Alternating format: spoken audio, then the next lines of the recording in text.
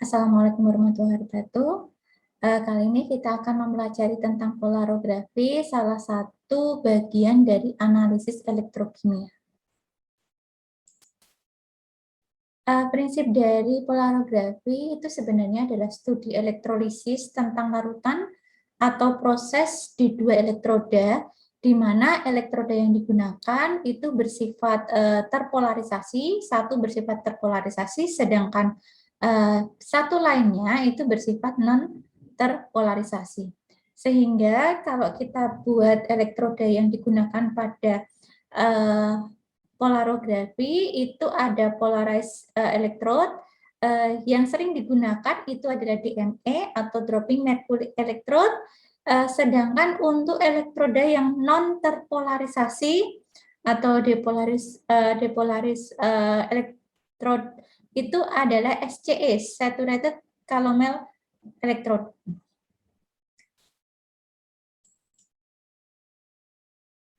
Ini adalah gambar sel polarografi, di mana di dalam sel polarografi ini ada dua elektroda ya, yang satu adalah terpolarisasi dan biasanya digunakan adalah dropping mercury working drop, kemudian untuk sebagai ini berfungsi sebagai elektroda kerja, kemudian untuk elektroda referensinya itu adalah calomel SCE, kemudian nanti biasanya itu digunakan gas nitrogen, di mana nanti fungsinya gas nitrogen itu adalah untuk mengusir oksigen di dalam sampel, sehingga tidak akan mempengaruhi analisis dari analit. Dan ini ada potentiostat ya, jadi nanti bisa terhitung berapa arusnya saat kita nanti mengubah potensial selnya.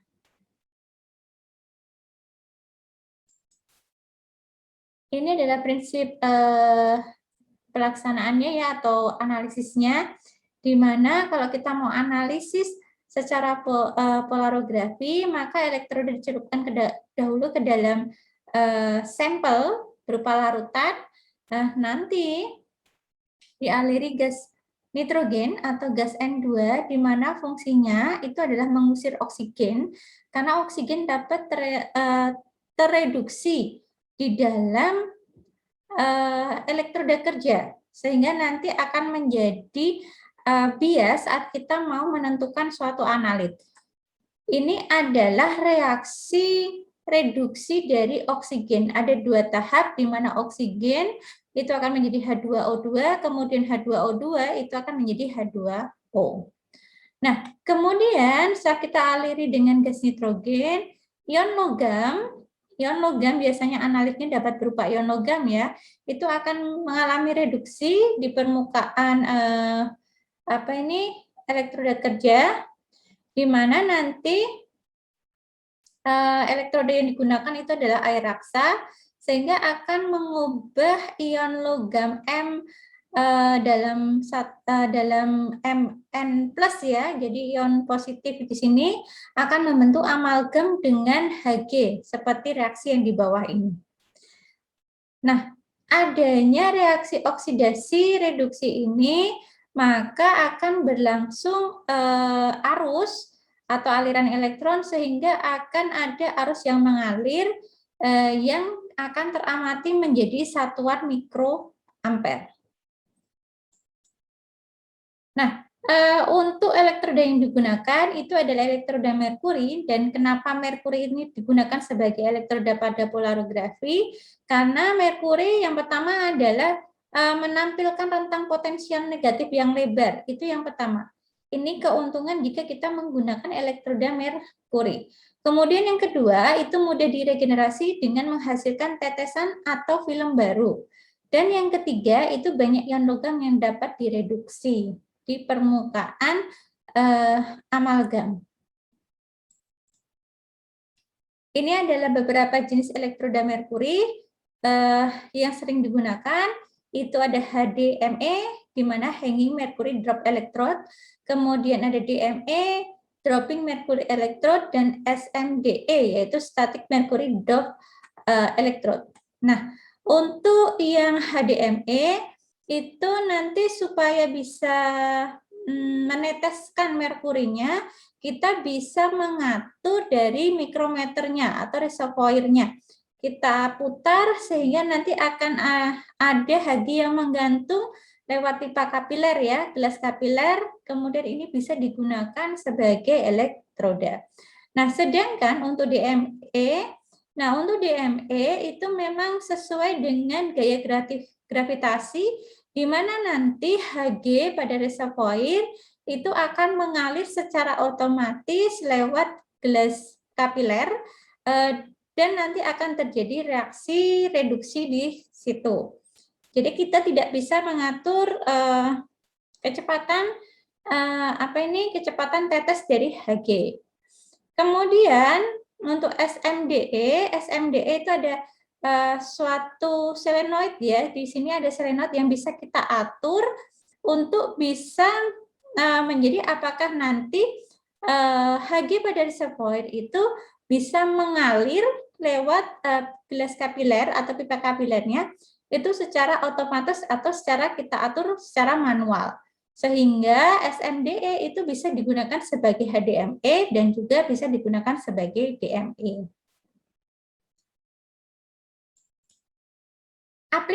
Aplikasi dari polarografi ini cukup banyak karena bisa menentukan konsentrasi analit, baik itu secara kualitatif atau kuantitatif, baik itu logam, kemudian ada senyawa-senyawa biologis, kemudian ada senyawa pestisida, senyawa organik lainnya, dan dalam berbagai tipe sampel.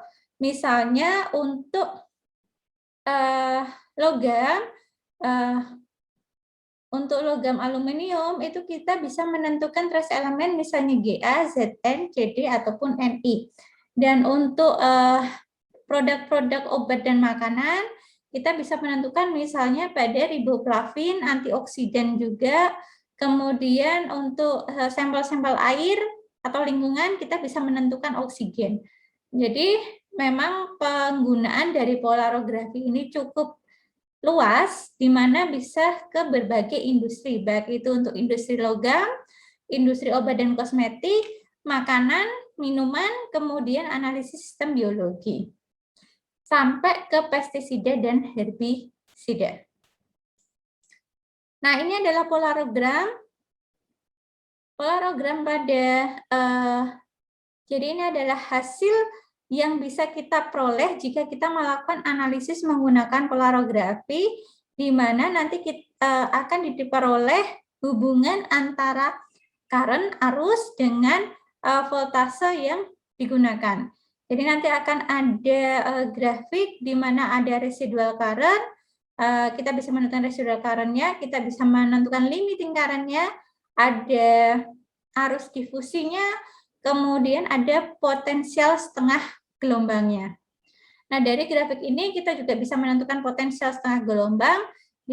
Caranya adalah dengan menarik garis lurus antara residual current dengan limiting current, itu secara vertikal, kemudian ini kita akan tarik di tengahnya ke garis yang mulai terjadi penanjakan arus. Kemudian kita bisa tarik ke bawah untuk potensial setengah gelombangnya.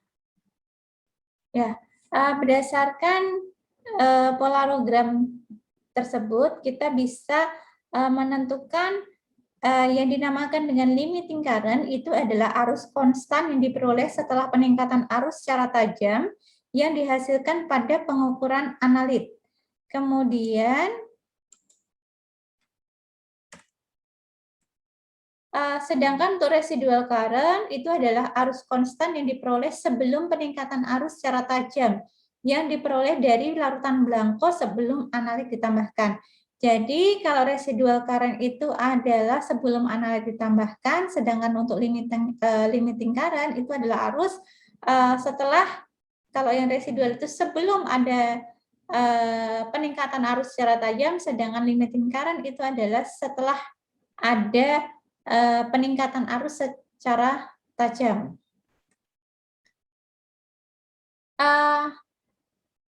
Jarak antara residual current dengan limiting current atau selisih antara limiting current dan residual current itu dinamakan dengan difusi current atau arus difusi. Nah, dari arus difusi ini akan ada dekomposisi potensial. Yang dinamakan dekomposisi potensial adalah potensial saat arus mulai meningkat. Kemudian dari grafik ini kita bisa tentukan potensial setengah gelombangnya.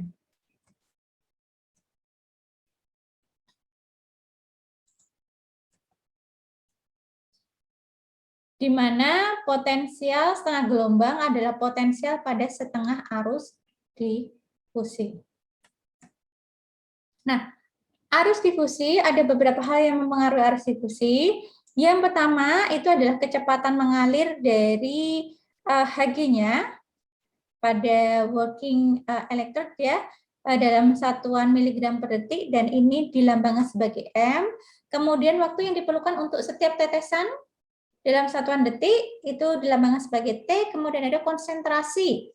Konsentrasinya dalam satuan mol per liter. Nah, dari arus difusi ini kita bisa menggunakan persamaan Ilkovich di mana ID itu sama dengan arus difusi ya, dalam hal ini itu sama dengan 607 kalikan N kalikan D pangkat setengah kalikan M pangkat 2/3 dan kalikan T pangkat 1/6 kalikan C. Di mana nanti D itu adalah koefisien difusi, N adalah jumlah elektron, dan 607 itu adalah koefisien persamaan Ilkovich. Selanjutnya ini adalah hubungan arus dengan potensialnya.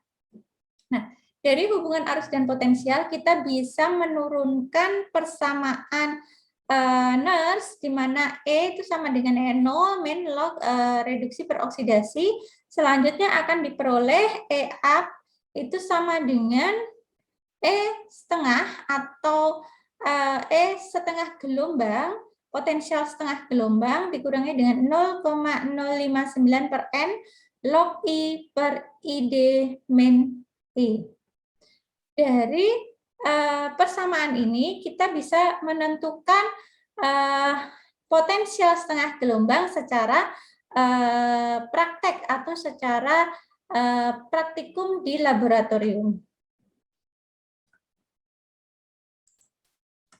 Nah, polarogram atau polarografi ini juga digunakan tidak hanya untuk sampel-sampel yang homogen, tetapi juga untuk sampel-sampel yang heterogen, karena bisa menentukan secara multi komponen. Jadi ini bisa menjadi peluang untuk ke arah analisis yang lebih kompleks kembali. Dan kemudian selain untuk logam, polarigrafi itu juga bisa digunakan untuk melakukan analisis terhadap senyawa-senyawa organik yang memiliki gugus fungsional aktif atau polarografi aktif. Jadi hanya senyawa-senyawa organik yang bisa mengalami reduksi saja yang bisa dianalisis menggunakan polarografi. Ada beberapa gugus fungsi yang bisa bersifat polarografi aktif ya. Contohnya ada keton, aldehid, alkena, aryl alkuna, kemudian ada azometin, ada nitril, ada azo, ada azoksi, ada peroksi, ada disulfida, kemudian ada nitro, ada nitroso, kemudian ada hidroksilamin, ada nitrit, dan ada nitrat.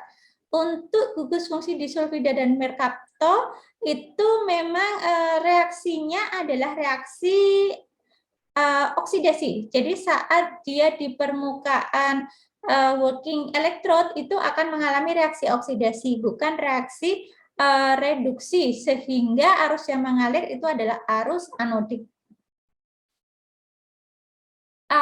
Untuk polarografi itu juga bisa digunakan untuk analisis senyawa-senyawa yang sebenarnya tidak aktif secara polarografi atau non polarografi aktif. Caranya adalah dengan mengkomplekskan atau menambahkan dengan reagen tertentu sehingga menjadi gugus-gugus yang aktif secara polarografik. Contohnya adalah karbonil. Nah, saat karbonil itu direaksikan dengan zat T dan D untuk reagennya, maka akan menjadi azometin. Nah, azometin ini bersifat polarografi aktif sehingga bisa dianalisis menggunakan polarografi.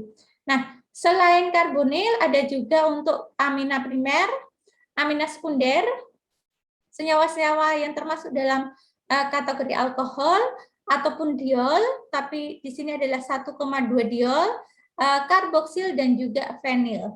Nah, ini harus diubah dulu gugus fungsinya supaya menjadi gugus fungsi yang aktif secara polarografi. Ini untuk analisis secara kuantitatifnya. Jadi dari polarogram itu kita bisa geser ke dalam persamaan regresi linear. Caranya adalah dengan melakukan analisis terhadap deret standar kalibrasi. Contohnya di sini adalah oksigen ya.